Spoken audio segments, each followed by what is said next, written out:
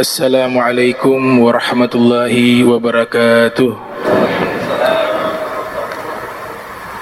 Kita sampai ke bab azkaris sujud, zikir-zikir di dalam sujud.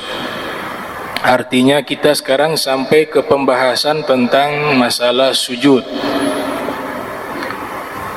Nah, sujud itu artinya adalah tadhallulu, menghinakan, merendahkan diri. Itu arti sujud. Karena posisi yang dimana kita merendahkan diri kita ketika kita meletakkan sesuatu yang paling mulia yang ada di tubuh kita, yaitu wajah, kita letakkan ke tempat yang paling rendah, tempat di mana pijakan kaki, injakan kaki yang ada di tanah kita letakkan. Nah, itu kita merendahkan diri di hadapan Allah Subhanahu wa ta'ala. Nah, sehingga ulama mengatakan tidak boleh makhluk sujud kepada makhluk. Ya, makhluk sujud kepada makhluk. Ada satu riwayat hadis yang dikeluarkan oleh Imam As-Suyuti yang lahir tahun 849 Hijriah, wafat 911 Hijriah, di dalam kitab Al-Lam'i fi Asbabil Wurud. Ada salah satu sahabat, dia pergi ke negeri Syam.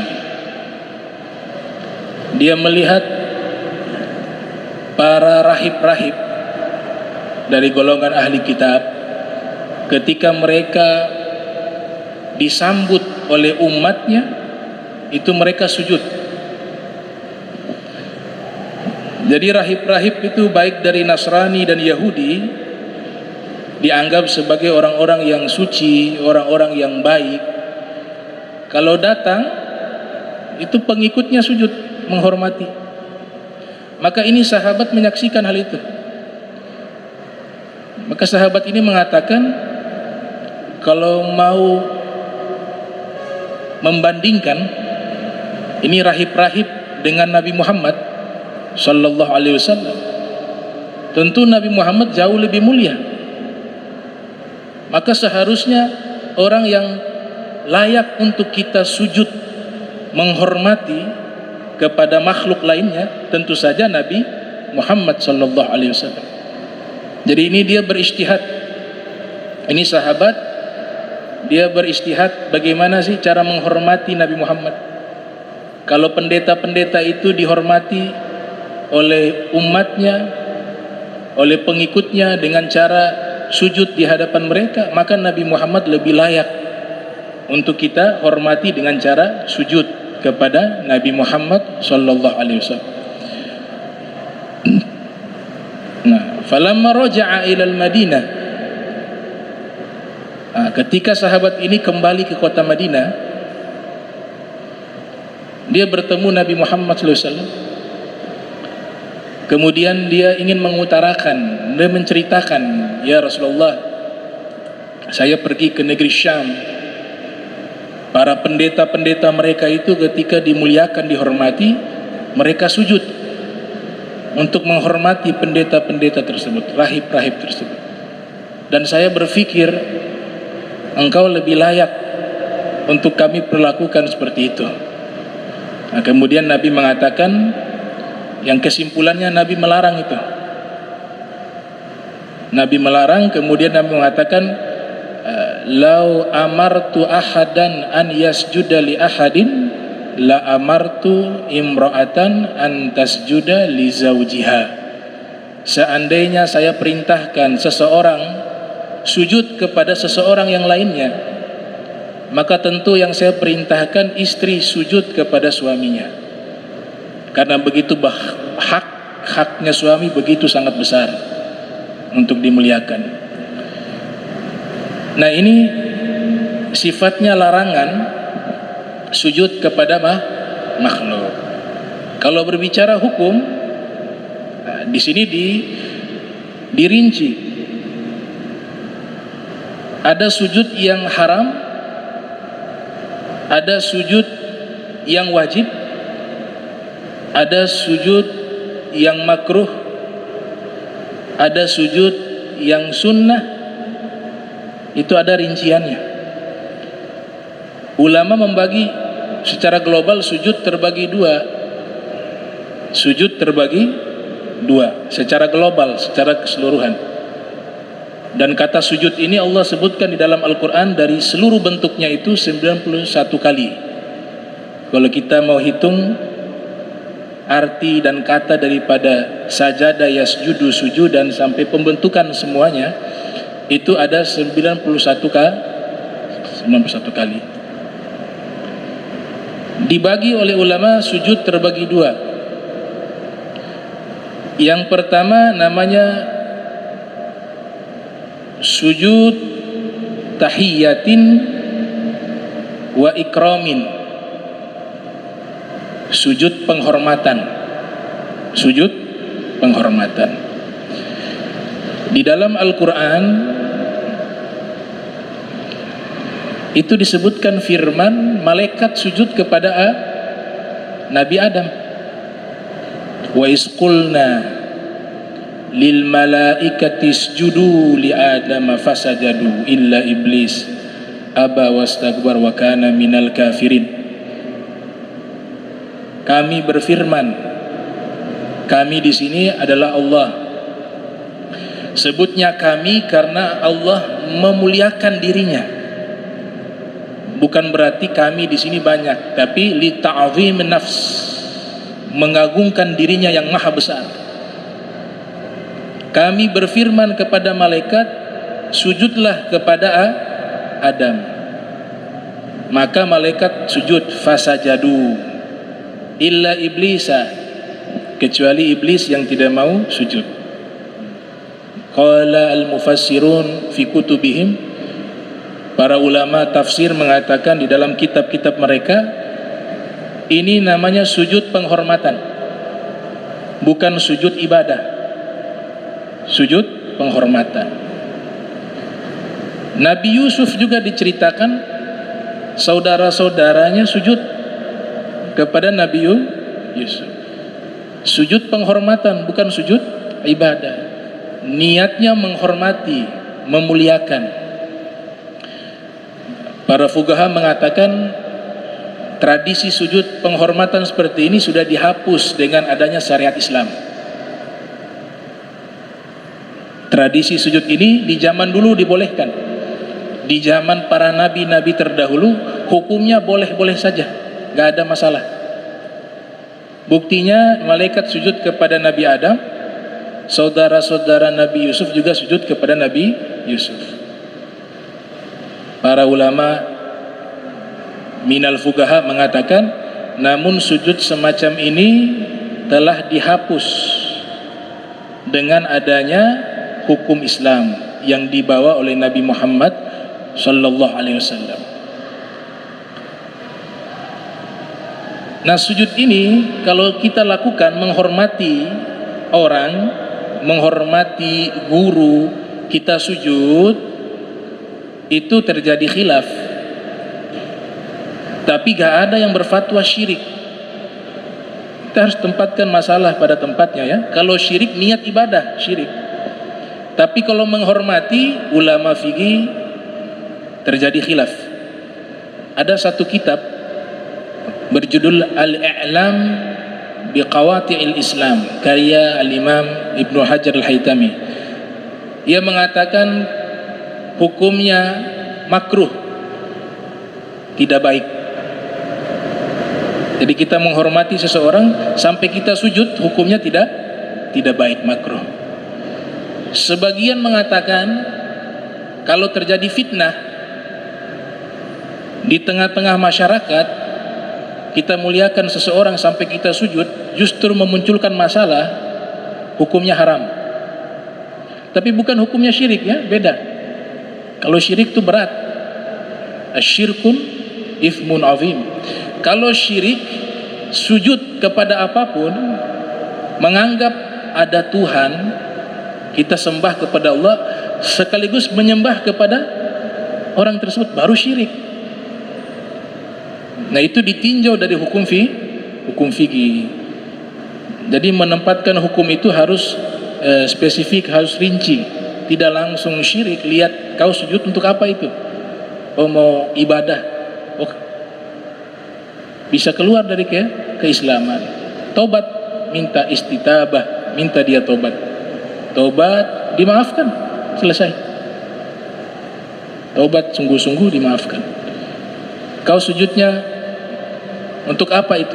Untuk menghormati. Oh dilarang, makruh. Bukan syirik tapi makruh. Sebagian ulama mengatakan kalau memunculkan fitnah hukumnya haram.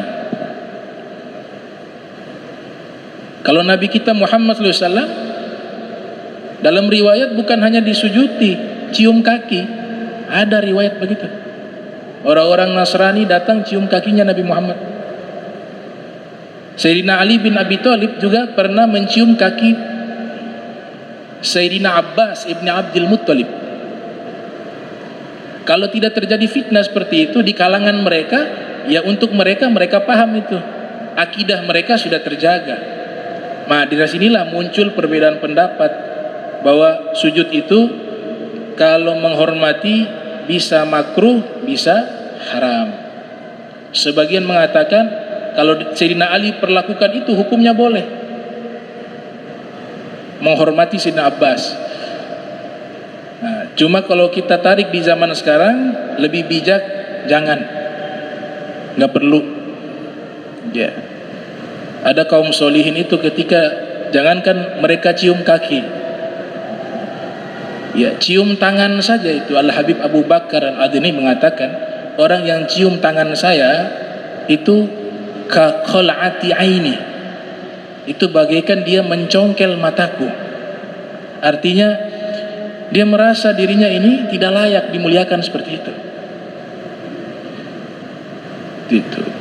Nah ketika ada orang memuliakan seseorang, baik itu dia ulama, dicium tangannya, hati ulama itu harus tertanam dalam hatinya bahwa orang itu dia baik, bukan ini yang mulia, bukan yang dicium yang mulia. Yang kalau aibnya dibuka sama Allah, tidak ada orang yang mau cium tangannya. Tapi karena apa? Allah tutupi itu dengan sifat jamalnya. Allah tutupi hatinya yang kotor itu, kelihatan dia dalam covernya baik. Dan Allah kirim orang-orang yang hatinya merendah, hatinya tawadu, mencium tangannya karena menghormati daripada simbol agama. Itu yang baik yang mencium. Karena yang mencium hatinya bersih, dia berani untuk mencium tangannya dengan kerendahan hati. Itu karena orangnya baik, begitu diajarkan. Bukan yang dicium tangannya merasa saya ini layak dimuliakan. Gitu. Nah itu perkara masalah sujud. Jadi sujud yang pertama namanya sujud tahiyatin wa ikramin, sujud penghormatan. Sujud yang kedua sujudul ibadah, sujud ibadah. Sujud ibadah ada 4. Sujud ibadah ada 4. Yang satunya wajib, yang tiganya sunnah. Yang satunya wajib, yang tiganya sunnah. Yang wajib sujudus sholati, sujud di dalam sholat, itu wajib. Nah saya gak mau sujud dalam sholat, ya sholatnya gak sah. Dia rukunun min arkanis sholat, dia termasuk rukun daripada rukun-rukun sholat. Harus 2 kali. Kecapean 2 kali, mau 1 saja, misalnya begitu. 1 kali sujud dalam sholat gak sah, wajibnya 2 kali. Ada satu kitab berjudul Al-Fawaidul Mukhtarah. itu menyebutkan sejarah daripada sujud 2 kali dalam sholat. Dibahas secara historis. Sejarahnya itu sujud pertama itu ketika sholat kan dilakukan oleh malaikat. Jadi sebelum kita manusia ibadah sujud kepada Allah, sebelum kita ini sudah ada makhluk yang namanya malaikat sudah sujud kepada Allah. Bahkan iblis pun sudah bersujud kepada Allah. Saking banyaknya sujudnya iblis kepada Allah, qala ulama, para ulama mengatakan tidak ada tempat di bumi ini melainkan sudah ada bekas sujudnya iblis kepada Allah. Lihat berapa banyak tuh. Jadi kalau bangga dengan ibadah, dengan sholat, dengan sujud kepada Allah, kita banggakan itu, kita akan kalah dengan iblis. Iblis sujudnya itu sepanjang hamparan bumi ini yang namanya daratan sudah ada bekas sujudnya iblis kepada Allah Subhanahu wa taala. Berarti apa? Kasratul ibadah, kasratus sujud. Begitu banyak ibadahnya, begitu banyak sujudnya kepada Allah Subhanahu wa taala. Nah, ketika Allah perintahkan malaikat sujud kepada Nabi Adam, Allah juga perintahkan iblis sujud kepada Nabi Adam. Ternyata iblis tidak mau sujud. Alasannya kan diabadikan di dalam Al-Quran tuh, ana khairun minhu, saya lebih baik daripada Adam. Khalaqtani min nar wa khalaqtahu min tin. Kau ciptakan saya dari api, kau ciptakan Adam dari tanah. Iblis ketika tidak mau sujud kepada Nabi Adam, Allah murka, Allah marah. Nah, ketika Allah marah, ini malaikat posisinya sujud 1 kali. Sujud pertama perintah Allah kepada Adam. Ketika iblis tidak mau sujud, Allah marah kepada iblis. Malaikat bangkit, lihat iblis dimurkai oleh Allah karena tidak mau sujud kepada Adam, sujud penghormatan. Maka malaikat sujud untuk kedua kalinya sebagai bentuk sujud syukur karena mereka taat kepada Allah. Dijadikanlah syariat di dalam sholat kita sujud dua kali. Sujud pertama kita ta'abbud, ibadah kepada Allah. Sujud kedua kita bersyukur bahwa Allah izinkan kita bisa sujud kepadanya. Paham ya? Sujud pertama memang penghambaan. Sujud kedua kita berterima kasih kepada Allah karena Allah yang giring kita, Allah yang mudahkan diri kita, dan Allah izinkan kepada kita bisa sujud kepada Allah Subhanahu wa ta'ala. Itu sujud sholat.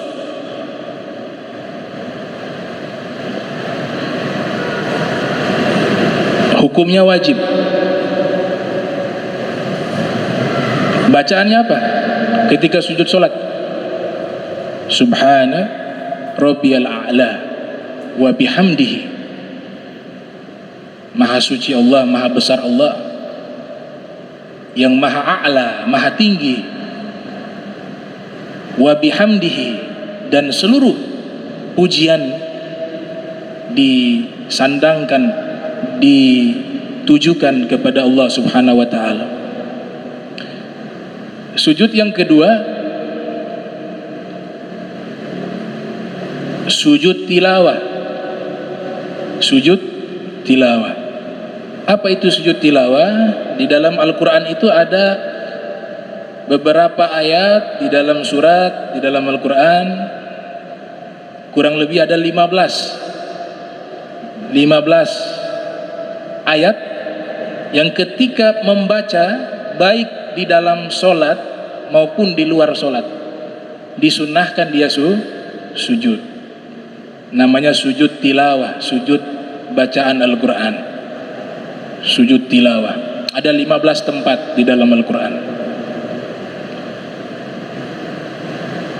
Ketika sujud disunnahkan kita membaca doa, sajada wajhi lilladzi khalaqahu wa sawwarahu wa syaqqa sam'ahu wa basarahu bihaulihi wa quwwatihi fatabarakallahu ahsanul khaliqin. Itu disunahkan baca doa tersebut satu kali aja. Kalau yang tadi sujud dalam sholat tiga kali sunnahnya, tapi kalau sujud tilawah gak perlu 3 kali, 1 kali sunnahnya, baik di dalam sholat maupun di luar sholat. Cuman bagi imam, kan ini hal yang jarang dilakukan ya, kalau ada imam sholat ingin membaca surat yang di situ ada kesunahan sujud tilawah, sebelum sholat kasih pengumuman dulu, karena kan makmum lain tidak paham. Sebentar saya mau baca surat yang ada sunnah sujud tilawah, karena banyak kejadian akhirnya orang subhanallah dipikir imamnya salah. Ada juga yang bertanya, itu sholat apa tadi? Dia ikut tapi habis sholat dia masih bingung tuh, kok ada sujudnya double begitu. Tanya sujud apa tadi? Sholat apa tadi itu ada tambahan sujud lagi? Jadi kasih tahu dulu, sebentar saya mau baca surat yang di dalamnya ada sujud tilawah. Kalau di dalam sholat, kalau di luar sholat nggak ada masalah. Itu yang kedua, hukumnya sunnah. Sujud yang ketiga namanya sujud syukur. Sujud syukur, bacaannya sama seperti yang sujud tilawah. Bisa kita menggunakan bacaan yang sama seperti sujud tilawah tadi, 1 kali baca, 1 kali sujud. Sujud tilawah juga 1 kali sujud ya, 1 kali sujud. Sujud tilawah 1 kali sujud, sujud syukur juga 1 kali sujud. Nah itu ketika kita mendapatkan nikmat yang secara tiba-tiba, nikmat yang secara tiba-tiba, atau nikmat yang Allah berikan kepada kita yang sangat besar, nikmat yang jarang terjadi kepada kita. Kalau kita bicara sujud syukur untuk mensyukuri nikmat, maka setiap hari akan kita sujud syukur. Nafas itu kan nikmat Allah, nikmat. Berarti setiap nikmat harus disujudkan sebagai bentuk syukur. Wah, tidak ada waktu lagi kita kecuali kerjaannya sujud. Nafas saja itu setiap hari kita sujud berapa kali itu? Sekali nafas sujud sekali. Ada seorang habaib itu suka makan kurma tuh. Suka makan kurma. Dia kalau makan kurma itu bijinya sampai memenuhi telapak kakinya. Makannya banyak. Selesai makan dihitung berapa biji yang dimakan tadi, diganti dengan sholat 2 rakaat di setiap bijinya sebagai bentuk syukur. Jadi sujud syukur itu bukan berarti sujud karena mendapatkan nikmat ya. Nikmatnya dirinci, nikmat yang memang sudah rutin gak perlu disujud syukurkan. Nafas kan nikmat yang sudah jadi hal yang rutin, cukuplah kita syukuri, alhamdulillah, terima kasih ya Allah. Kalau alhamdulillah itu bentuk syukur dengan lidah saja, dengan lisan. Tapi kalau syukur beda dengan alhamdulillah. Kalau syukur itu dengan lisan, dengan hati, dengan amal, itu namanya syukur. Kalau hanya lisan namanya alhamd. Lisan hanya namanya alhamd, pujian alhamdulillah. Jadi nikmat-nikmat yang memang sudah rutin gak perlu sujud syukur, tidak disunahkan. Kalau itu kita jadikan sebagai sunnah, repot. Mau makan, habis makan sujud syukur, nikmat dari Allah makan. Apalagi yang makannya nambah tuh, 2 piring 3 piring dia sujud lagi, minum juga sujud lagi. Enggak, pemahamannya bukan begitu. Nikmat yang jarang terjadi, nikmat yang tiba-tiba dia terima, nikmat yang besar yang Allah berikan secara tiba. Dapat rumah, ada orang kasih sujud syukur. Dapat mobil, ada orang kasih sujud syukur. Dapat kerjaan, cari kerja susah, tahu-tahu dapat sujud syukur. Bolehlah itu. Maka Imam Nawawi Imam Nawawi melarang orang habis sholat sujud lagi, itu dilarang. Hukumnya makruh, gak bagus. Tapi niatnya mau sujud syukur karena Allah izinkan saya sholat. Lah itu sujud 2 kali sudah masuk sujud syukur juga situ. Lagian sholat itu setiap hari harus dilakukan. Dia bukan nikmat yang tiba-tiba atau jarang terjadi, tidak. Itu memang harus, dan nikmat ini Allah berikan setiap hari sudah ada. Makanya Imam Nawawi yang lahir 631 Hijriah, wafat 676 Hijriah, menyatakan dalam kitab Al-Majmu' kalau sudah habis sholat tidak perlu sujud lagi. Sudah sujud dalam sholat 2 kali itu, gak perlu ditambah lagi. Hukumnya makruh, karena dia bukan nikmat yang jarang terjadi. Dia setiap hari itu nikmat bisa sholat. Tujuannya baik, tapi tidak sesuai tuntunan para ulama.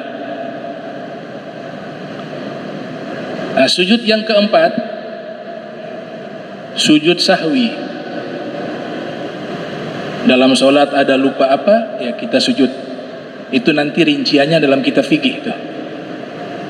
Sunnah-sunnah ab'ad kalau ketinggalan tidak dilakukan, sujud sahwi. Kalau dalam mazhab Syafi'i contohnya itu lupa kunut subuh. Mazhab Syafi'i kan sunnah muakkadah. Kunut subuh itu sunnah yang dikukuhkan. Kalau lupa, sujud sahwi. Sujud sahwi 2 kali. Sujud sahwi itu dua kali sujud. Bacaannya itu ada 3 cara bacaan. Bacaan zikir di dalam sujud sahwi itu ada tiga cara bacaan. Yang saya pahami 3 itu. Tah ada lebih, wallahu a'lam. Yang saya tahu ada 3. Yang pertama, subhana, bisa pakai alladzi, bisa pakai man, ya. Bisa subhanalladzi la yashu wa la yanam. Maha suci Allah yang tidak pernah lupa dan tidak pernah tidur. Itu arti sujud sahwi. Bacanya marratan wahidatan, 1 kali saja.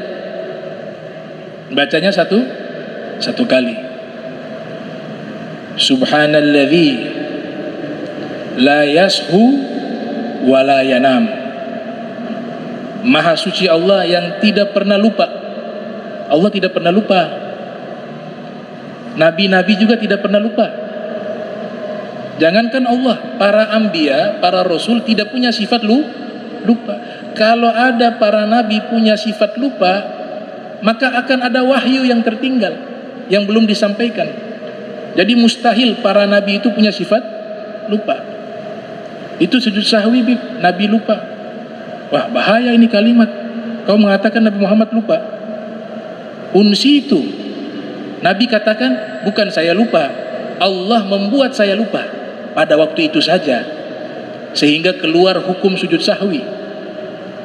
Faham ya? Para nabi gak ada punya sifat lupa, apalagi pikun, ma'adzallah. Ini akalnya zikir terus sama Allah, baik dalam keadaan yaqzatan ataupun manaman, dalam keadaan sadar maupun tidur. Itu pikiran dan hatinya para nabi selalu dia terkoneksi zikir kepada Allah. Jadi gak ada lupa-lupa itu para nabi. Demikian Allah juga tidak punya sifat lupa. Makanya doanya tuh luar biasa. Subhanalladzi la yashu wa la yanam. Maha suci Allah yang tidak pernah lupa dan tidak pernah tidur. Itu bacaan pertama. Bacaan kedua, subhanalladzi la yaghful wa la yanam. Maha suci Allah yang tidak pernah lalai dan tidak pernah tidur. Bacaan ketiga, subhanalladzi la yansa wa la yanam, yang artinya juga sama, Maha suci Allah yang tidak pernah tidur, tidak pernah lupa dan tidak pernah tidur. Jadi kita harus beriktikad bahwa Allah tidak pernah lupa, tidak pernah tidur. Dan kita harus beriktikad juga, para nabi, para rasul tidak pernah lupa, Kalau tidur mereka tidur, tapi bedanya tidurnya mereka itu dalam keadaan sadar. Makanya Rasul bangun tidur langsung sholat. Tidur itu membatalkan wudhu, tidur yang sudah menghilangkan akal. Tapi ketika Nabi Muhammad yang tidur, beliau bangun tidak perlu wudhu lagi, sholat langsung. Ditanya sama istrinya, Sayyidah Aisyah, ya Rasulullah, kau tadi tidur. Nabi katakan, dua mata saya tidur, tapi hati saya tidak pernah tidur, kata Nabi Muhammad. Ainai tanaman walakin qalbi la yanam, kata Nabi. Dua mata saya tidur, tapi hati saya tidak pernah tidur. Kemudian ini satu fawaid nih. Jadi kita betul-betul harus mentanzih Allah, ya, mensucikan Allah dengan sifat-sifat mulia. Jadi kalau di dalam ilmu akidah ada al-asma wa sifat, ada nama-nama Allah, ada sifat-sifat Allah. Jadi kalau di dalam penjelasan uraian para ulama sudah menjelaskan sifat-sifatnya Allah, nama-namanya Allah, jangan kita tambahkan lagi sifat-sifat yang tidak ada. Jangan kita tambahkan sifat-sifat yang tidak ada. Saya tidak berbicara secara spesifik sifat 20, tidak. Sifat Allah itu banyak, 20 itu namanya sifat wajib. Artinya pasti Allah memiliki 20 sifat ini. Kita jangan tambahkan sifat-sifat yang Allah tidak miliki, karena pasti itu akan merendahkan Allah. Contoh, apakah Tuhan sudah bosan? Itu kan di dalam lirik sebuah lagu. Sifat bosan itu tidak dimiliki oleh Allah. Sifat bosan. Tujuan lirik itu baik sebenarnya. Tujuan lirik itu baik. Tapi ini kalau lafaz ini digunakan oleh para ulama yang sudah mengkaji ilmu-ilmu akidah, bagi mereka dosa. Mungkin ini orang kan tidak paham, dimaafkan. Tapi kita namanya belajar, kita harus tahu ada sifat-sifat yang Allah tidak miliki dan tidak baik, tidak boleh dinisbatkan kepada Allah. Apakah Tuhan ini telah bosan?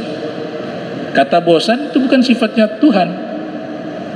Allah tidak memiliki sifat bosan. Ada juga yang berbahaya.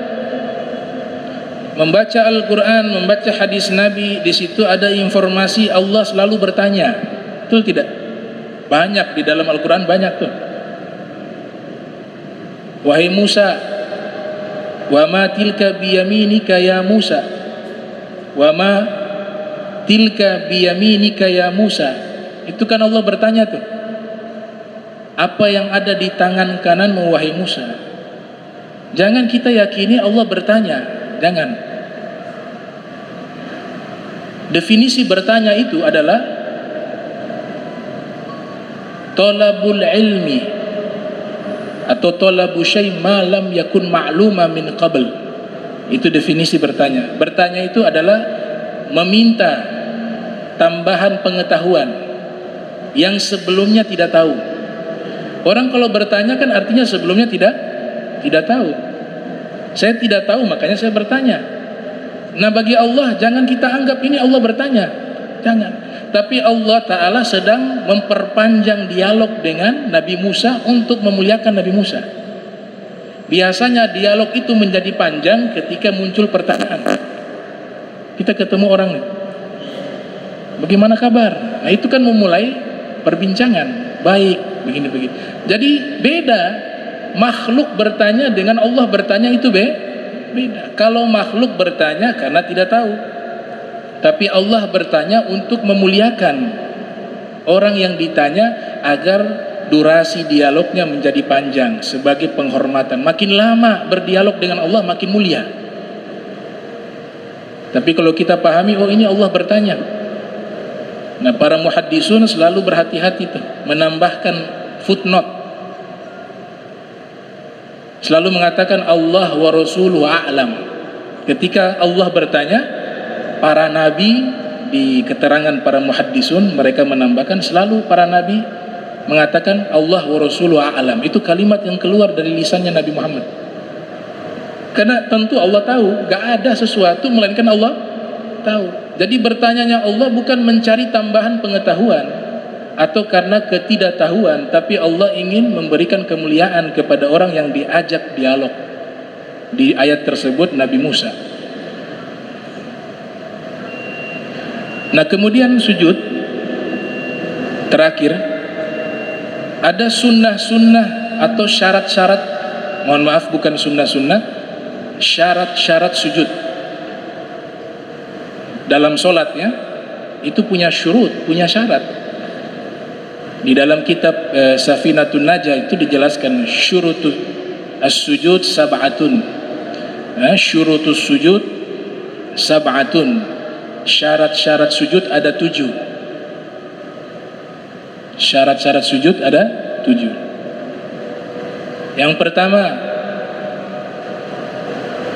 an yasjuda ala sab'ati a'dha, dia sujud dengan 7 anggota tubuhnya. Ibnu Abbas mengatakan, umirna an nasjuda ala sab'ati a'dhumin, kami diperintahkan oleh Nabi sujud dengan 7 anggota tubuh. Apa anggota tubuh yang 7 ketika sujud? Dijelaskan oleh para fuqaha, yaitu al-jabhatu, jidat, wa butunul kafain, 2 telapak tangan, wa rukbatani, 2 lutut, wa butunu asabir rijlain, bagian dalam jari-jari kaki. Ingat, bagian dalam jari-jari kaki. Jadi kalau lurus begini nggak sah sujudnya. Sujudnya tidak sah karena syaratnya bagian dalam, ya kan? Ya. Yang bisa kita merasa itu bagian dalamnya. Kalau lurus begini nggak bisa. Ini mazhab Syafi'i ya. Dia harus langsung terkontak langsung, kecuali lutut, ya karena menutup aurat. Tapi kalau telapak tangan ini kontak dengan tempat sholat, tempat sujud, begini sujud gak sah. Sujud begini misalnya, ini mau sujud atau mau fitness, saya juga bingung ya. Begini gak sah. Bagian dalam, jidat, kedua telapak tangan, lutut, kaki. Itu yang pertama, syarat. Syarat itu artinya apa? Kalau syaratnya tidak terpenuhi maka tidak sah. Mau terima kerja, mau masuk kerja ada syarat dulu. Syarat terpenuhi baru diterima. Syarat terpenuhi baru sujudnya sah. An yasjuda ala sab'ati a'dha'in. Yang kedua, wa antakuna jabhatuhu maksyufatan. Ini jidat jangan tertutup. Pakai songkok, hati-hati, jangan sampai jidat tertutup. Ini dibawa gerak sholat gak sah, ini sujud. Dia harus terkontak dengan jabhah, jidat. Itu. Kalau imamah para habaib itu memang sudah disetting tuh pas. Kalau gak pas dia nyangkut berarti makainya belum benar. Tapi kalau dia sujudnya pas berarti pakainya sudah benar tuh. Ini gak bisa dihalangi. Rambut gondrong tuh, tutup muka misalnya. Ya sujud begitu terhalangi. Jidat. Nah, kenapa kita diajarkan pakai kopiah, pakai ini? Kalau rambut, takut tadi rambut dia menutup tempat ini. Tapi seandainya tidak tertutup tidak masalah. Ini yang syaratnya ini jidatnya, jabhah. Itu yang kedua ya, syarat kedua. Antakuna jabhatu maksyufatan. Yang ketiga, at-tahamul bi ra'sihi. Sujudnya itu jangan menahan dengan kedua tangan sehingga tidak ada dorongan kepala kepada tempat sujud. Jadi jangan sujud kita menahan begini sehingga tekanan di jidat ini tidak terasa di tempat sujud. Jangan, gak sah. Sujudnya tidak sah. At-tahammul bi ra'sihi, dia harus memberatkan kepalanya untuk sujud. Ulama membuat satu eksperimen, ada tepung ditaruh, kemudian dia sujud. Kalau dia bangun tepung tidak nempel berarti sujudnya belum benar. Kalau sudah menempel bangun pasti ada tepung di sini, itu berarti sujudnya benar. Artinya ya kita tekankan sedikit ya kepala itu, tapi jangan terlalu keras juga. normal-normal saja. Itu syarat. Yang keempat, wa adamu huwi li ghairihi. Wa adamu huwi li ghairihi. Sujudnya tujuannya sholat, bukan tujuan yang lain. Misalnya dia lagi posisi begini, tahu-tahu ada anak kecil tendang bola, bolanya mau mengarah ke wajahnya, sekalian sudah sujud sekaligus menghindar bola, sekalian sujud, nggak sah. Sujudnya niatnya nggak boleh yang lain, sujudnya benar-benar di dalam untuk sholat. Wa adamu huwi li ghairihi. Keberapa? Keempat ya. Nah, yang kelima, wa an la yasjuda ala syai'in yataharraku biharakatihi. Dia tidak boleh sujud di atas satu benda yang mengikuti gerakan dia sholat.